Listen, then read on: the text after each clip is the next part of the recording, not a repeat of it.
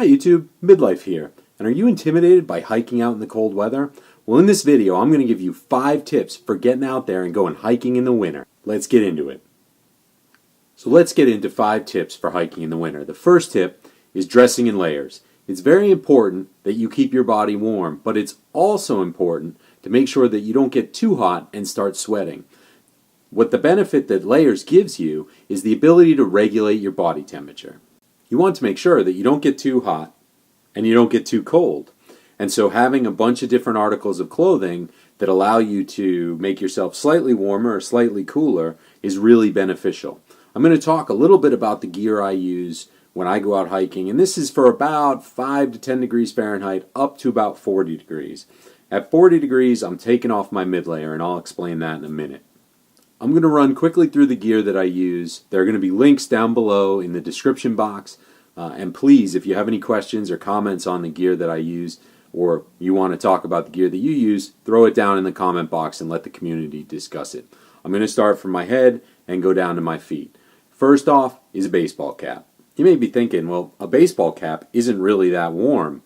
And it isn't, but it doesn't need to be. You don't need a really thick wool hat for when you're hiking because you're moving around and your body temperature gets up. You need something that vents and also something that keeps the sun off your eyes. And so a baseball cap does that perfectly for me. I don't tend to wear anything warmer than that. So after the baseball cap, as we go down my body, and I got a base layer, like this one. This is just an athletic. It's a wicking shirt. This one is from Mount Washington. You can wear anything. I like the Nike Pro Combat stuff. That goes really well. This is a long sleeve one. I tend to wear those in the winter because exposed skin, if there's any little bit of wind, you're going to get cold quickly. So the long sleeve is good. I can roll it up if I get too warm, but I can also keep it down and cover my arms to keep that wind off. On top of that base layer, I'm wearing my mid layer. This is the North Face Ventrix. I just picked this up. This was a Christmas time purchase. This is a great jacket. It's synthetic. It's not down. And it vents really, really well. I really like it. I've worn this thing up to about 40 degrees. Above that, I tend to take it off and leave just that long sleeve athletic shirt on. The fabric is, there are no pit zips to help vent, but there are little vents in the fabric that, at least the engineering claims, will let heat escape when you're moving, but trap it in when you stop. And I found it's really good if I take a quick stop to take a snack or get a drink of water. I don't need to put on anything over this or anything else. It's good. It holds in the heat. So it does what it's described to do, in my opinion. Nice little jacket, North Face Ventrix. There's a lot. There's you can get a down hoodie from Marmot. Mountain Hardwear makes, a ton of manufacturers will advertise mid layers, and that's really what you're looking for. And your mid layer is really your most versatile layer. It's the thing that you hike in most often in these types of temperatures. You're putting your pack on over this if you're doing a day pack or even a larger backpack like that Osprey over there. So this is a great layer. You need it because if you're just having, if you just are wearing one of these, that might get you down to about 40 degrees if you're really warm-blooded, but in general, you're going to need a jacket of some sort over it. It's good to have a full zip on the mid layer, I find, because then you can unzip it all the way down if you need to. Those little quarter zip ones, you can't really vent a lot of heat out of that thing. It's really nice to be able to open the full front if you need to. So I went through my hat. I want to talk about my gloves. I use these. These are running gloves. They're from a brand name called Kraft. I got it in a Cairn box. Shout out to Cairn. If you don't know about them, I'll put a link down below. It's kind of a cool hiking gear subscription thing. If you want to toss a little bit of money at them, they send you some cool gear, and you usually get good value at it. Now, these gloves, they're not that thick. They give you the dexterity you need to operate a phone or a camera or use your trekking poles. They're really nice. They're grippy. They got the grip thing like you're an NFL wide receiver, and they really keep your hands warm. They keep the wind off of them, and they also let your hands breathe so that as you're hiking, they don't sweat like crazy if they get too hot. Now, a couple miles in, if it's not too cold, I'm usually taking these off anyways. I shove them in my pants pocket. As for my pants, I'm wearing the Prana Stretch Zion convertible pants. Convertible in that they zip off into shorts. Obviously, you don't need that in the winter because your legs will get freezing cold. But these are great. They're very flexible. They breathe well. They're moderately warm. And I find my legs never get cold. It's my hands, my ears maybe, but my legs are not the thing getting cold. These are great. You can fit a pair of long underwear underneath them if you need a little bit of extra warmth. But Prana, great company. They're a little pricey, but they stretch. They're awesome. I really like these pants. Underneath my pants, if I'm not wearing long underwear, which I'm usually not, I'm wearing my ex officio Give and Go boxers. These are great. They breathe really well. I don't like briefs. I need a little bit more room and move, so I go with the Give and Go boxer. They work really, really well. Feet, I'm wearing merino wool socks. Darn Tough is my favorite brand. Merino wool is great. Keeps your feet warm without making them sweat. It also naturally resists odor and wicks moisture, so really everything you need. It's a great fabric. They sell actually merino wool undershirts. I haven't tried one, but I've heard they're really, really good. And then on top of my socks, I'm wearing my boots. Normally I'm rocking the Merrell Moabs. They're a mid-height boot. A lot of people use trail runners, but if you're walking through the snow, trail runners are going to wet out really, really quick. I don't use the waterproof Moabs because I find that they don't let my feet breathe enough. But I will rock a mid boot when I'm hiking in snow. And then over my boots, depending on the depth of snow, I'm usually going to wear a gaiter. I usually wear something from Outdoor Research. I think mine are branded. They're sort of a mid-length gaiter. They go maybe 4 or 5 inches above the top of the boot.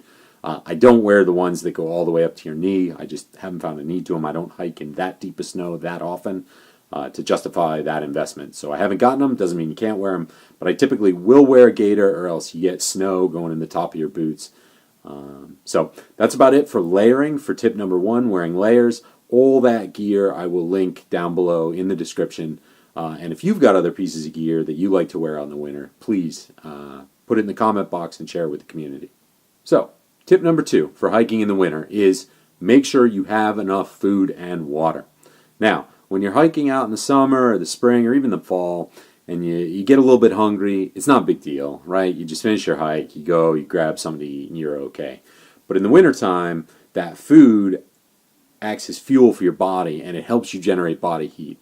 If you're really, really hungry, it is really, really hard to stay warm. And no matter how many layers you put on, you can still get chilly very, very quickly. So you want to make sure, bring snacks like you normally would, and then bring some extra snacks, right? Like Cliff Bars, like dried fruit, like nuts, like whatever you like to bring for your trail food. Bring a little bit extra if it's wintertime because you're going to burn more calories and you got to keep your belly full or you're going to get cold. And in the same way, you want to make sure you hydrate because you're potentially going to be sweating, you're going to be hot, your body is going to be having to digest more food, it's going to use more water as you go. So you're going to need more water than you think.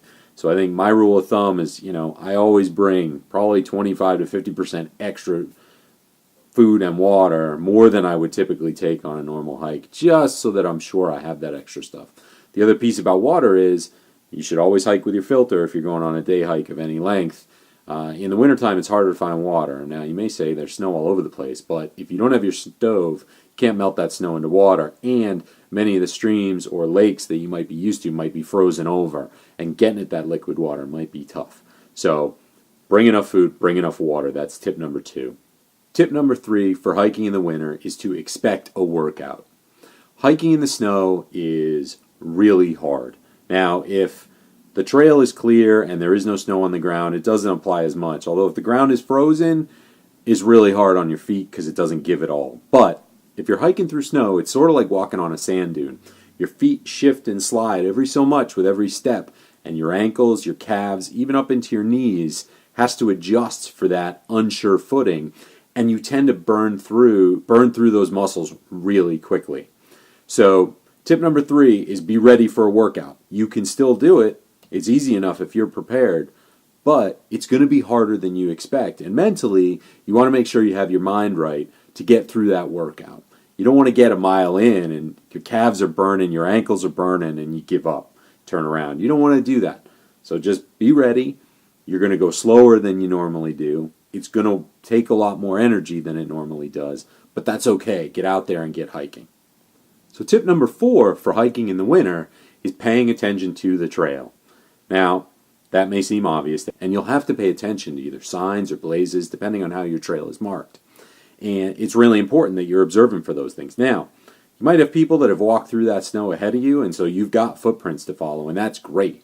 But What if that's a hunter and he's going down a game trail and not the actual marked trail that you're trying to follow?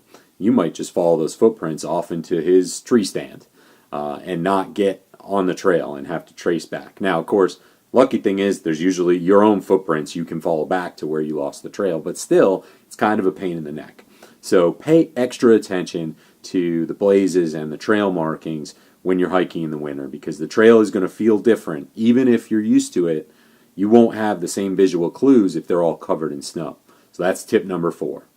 Tip number 5 for hiking in the winter is one that may not be obvious to folks, but when you're out there in the snow and there's snow everywhere, skiers will know this, you want to make sure you have a pair of sunglasses, because the glare, the light is not coming from the above as it normally is, so the brim of your cap catches it. It's going to come from below because the sun's going to hit that snow and it's going to bounce up and it's going to hit you right in the face. And if you don't have sunglasses, after 15 minutes, half an hour of squinting, you might get a headache, and that makes hiking less enjoyable, and then you're probably going to quit for the day, because who wants to hike with a pounding headache? Now, I'm lucky. These are prescription, but they're also transition, so they become sunglasses if it's too bright out. So I don't have to carry an extra pair, but they're light, they stow in your pack, they're easy to remember, so bring a pair of sunglasses. So those are the 5 tips for hiking in the winter. Dress in layers, remember enough food and water, expect a workout, follow the trail markings, pay extra special attention to them, and bring a pair of sunglasses. Hope you enjoyed this video. If you found any benefit or enjoyment from it, please hit that like button and subscribe. And if you have any questions or suggestions, your tips for hiking in the winter, please put them in the comments box below. And as always, thanks very much for watching.